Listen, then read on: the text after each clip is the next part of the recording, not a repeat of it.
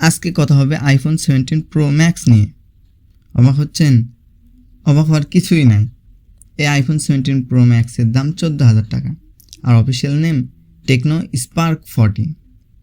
এই Tecno Spark 40 ডিজাইনটা techno অনেকটাই আইফোন 17 প্রো ম্যাক্সের মতো করছে, যতটা আমরা লিক থেকে পাইছি যে আইফোন 17 প্রো ম্যাক্সের ডিজাইন এইরকম হবে।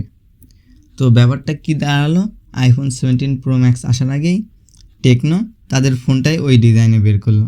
তো পরবর্তীতে কথাটা হবে যে অ্যাপেল টেকনোর স্পার্ক 40 ডিজাইনটা কপি করে আইফোন 17 প্রো ম্যাক্স বের করছে। এইরকম একটা বিষয় দাঁড়াচ্ছে। তো যাই হোক, ডিজাইন যেমনই হোক, ডিজাইনটা মোটামুটি বেশ ভালোই। এই দামে এই বাজেটে বেশ দারুণ কিছু অফার করছে টেকনো, যেমন 120 হার্জের display, dual stereo speaker, free লিঙ্কের সাপোর্ট। অর্থাৎ ফ্রি লিঙ্ক যারা বোঝেন না, সেটা হচ্ছে আপনি হয়তো কোনো আন্ডারগ্রাউন্ড গ্যারেজে আছেন, তখন আপনার ফোনে কোনো ইন্টারনেট কানেকশন নেই, তখন আপনি উপরের কাউকে ফোন দিতে চাচ্ছেন, তাহলে আপনার ওই কোনো বন্ধুর কাছে যদি এই একই ফোন থেকে থাকে, তাহলে আপনি আপনার ফোনের মাধ্যমে কোনো ইন্টারনেট নেটওয়ার্ক ছাড়াই আপনি ফোন দিতে পারবেন। অর্থাৎ এর জন্য টাকা পয়সা, সিম কার্ড কোনো কিছুই লাগবে না। এটা হচ্ছে ফ্রি লিঙ্ক। এখানে আইআর ব্লাস্টার সেন্সর রয়েছে IP64 এর রেটিং, 45 ওয়াট এর ফাস্ট চার্জার এবং কিছু ছোটোখাটো AI ফিচার। তো চলুন কথা না বাড়িয়ে ফুল রিভিউয়ে চলে যায়। আর যারা নতুন তারা প্লিজ সাবস্ক্রাইব করেন।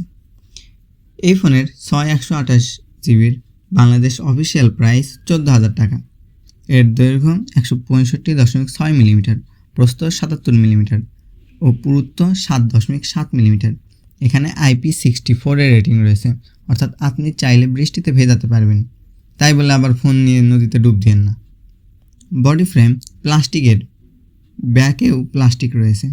এখানে ডিসপ্লে হিসেবে রয়েছে IPS LCD 120 হার্জের একটি ডিসপ্লে, যা 720x1600 পিক্সেলের 20:9 রেশিও ও এর PPI 263। এর প্ল্যাটফর্মে রয়েছে অ্যান্ড্রয়েড 15 এর উপর iOS 15 ও চিপ হিসেবে রয়েছে মিডিয়াটেক হেলিও G81, যা 12 ন্যানোমিটার আর্কিটেকচারের একটি অক্টা কোর চিপ। এটা আজ থেকে কয়েক বছর আগে ফোনে ব্যবহার হতো।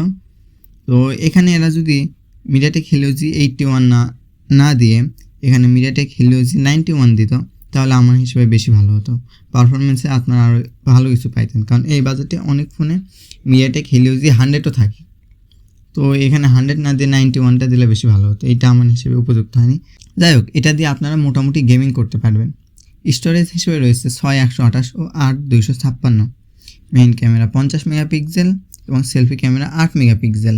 এর ছবির কোয়ালিটি দাম অনুযায়ী মোটামুটি ভালো, তবে এক্সপোজার ও হাইলাইটে হিসাবে গরমিল আছে, ঝামেলা হয়। সঠিকভাবে আলো দিতে পারলে তাহলে ভালো ছবি পাবেন। রাতের বেলায় ছবি তেমন সুবিধা করতে পারবেন না। তবে হ্যাঁ, এর ফ্রন্টে কিন্তু ডুয়েল LED ফ্ল্যাশ রয়েছে, যা আপনারা খালি চোখে বুঝতে পারবেন না। এখানে রয়েছে ডুয়েল স্টিরিও স্পিকার। এখানে সাইড মাউন্টেড ফিঙ্গারপ্রিন্ট সেন্সর রয়েছে, যা বেশ ফাস্ট ও অ্যাকুরেট। আমরা যতবারই টাচ করতেছিলাম খুলে যাচ্ছিলাম। এখানে রয়েছে 45 ওয়াটের ফাস্ট চার্জার। সাধারণত এই বাজেটে 45 ওয়াটের ফাস্ট চার্জার দেখা যায় না।